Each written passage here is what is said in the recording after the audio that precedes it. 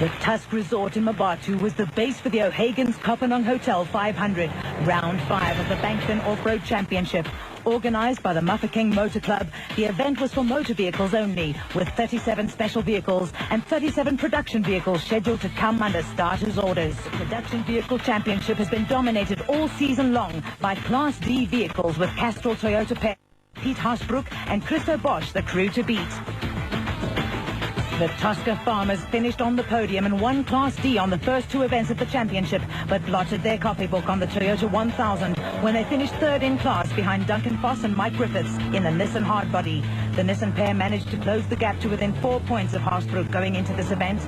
The Class T brigade may have won races overall, but have not had the consistency of their Class D rivals. What I foresee is that one of the other classes is going to win the championships this year, because one race I won. I mean, we had 3 races and 3 different winners, and I expect the same for the rest of the season. So we sort of nail each other up front, and there's no chance that we're going to score enough points to win an overall championship.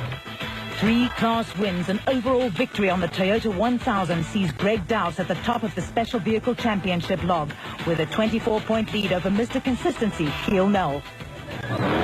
Dowse has had a variety of co-drivers this season, and this time out, Archibald Rutherford shared the cockpit with him.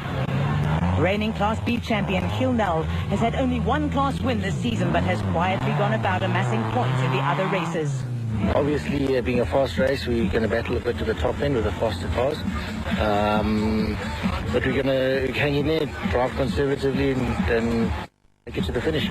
Before the prologue got underway, there were some formalities like scrutineering to be attended to, and as in the case of the Toyota 1000, vehicles had to pass through a template to determine whether they would fit through a railway underpass.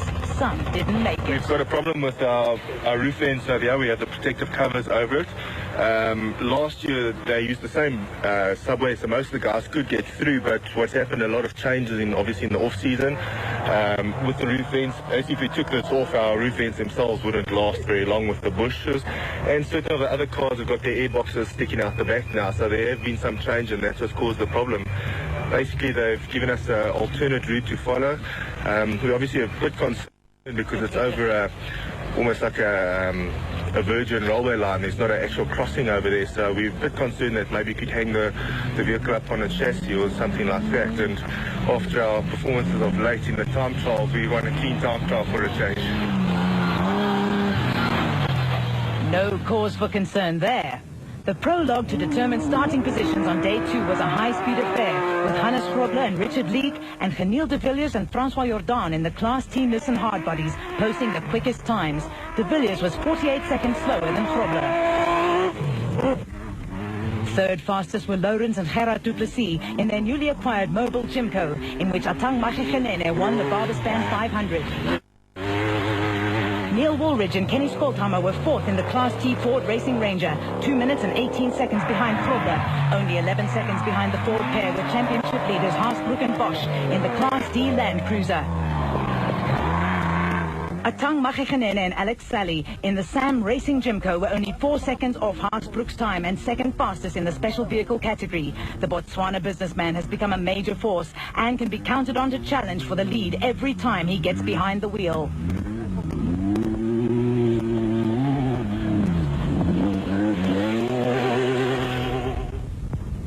Former Bankfen touring car driver Duncan Foss and Mike Griffiths were 7th in the Class D Nissan Hardbody.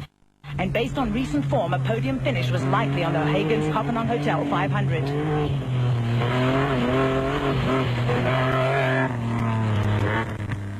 The locally developed bat has had a few teething problems which Gary and Bodo Bertolt appear to have remedied. The father and son duo had a fine second in Class A on the Toyota 1000. Rashid and Faisal Noble from Botswana posted the 9th fastest time in the Chev V6 powered Aceco. Veteran Richard Carolyn and Jeff Minute were the leading Class S contenders in the O'Hagan's Kopanong Hotel Raceco and would start 21st. Gavin Gray and Brian Scott won Class B in the Barbaspan 500 and have had 2 non-finishes. Could leading Class B in the prologue spell a change of fortunes? There appears to be no stopping Manfred Schroeder and Jack Peckham in the Class E Ford Racing Ranger, who picked up class wins in the past 2 events and posted the fastest time in the prologue, almost a minute faster than Kasi Kutsea. Class F contenders Paolo Piazzamuso and Scott Abraham were dogged by brake problems and a persistent misfire on their Huygens Kopanong Hotel Jeep. There were problems for Dows too. He was worried about carrying heavy oaks with him.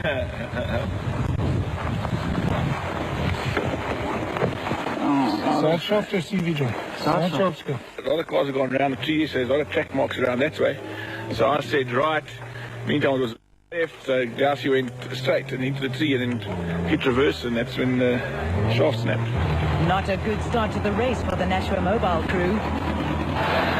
Back at the pits, there were problems of a human kind. We were busy with the time trial, and we caught up with the oak in his dust, and I think we got a bit frustrated, and I went too fast into a corner and a long left-hander, and I clapped the bank on the outside, and we put the back on its roof. We're just going to put the new windscreen in and some body parts on it, and fenders and stuff.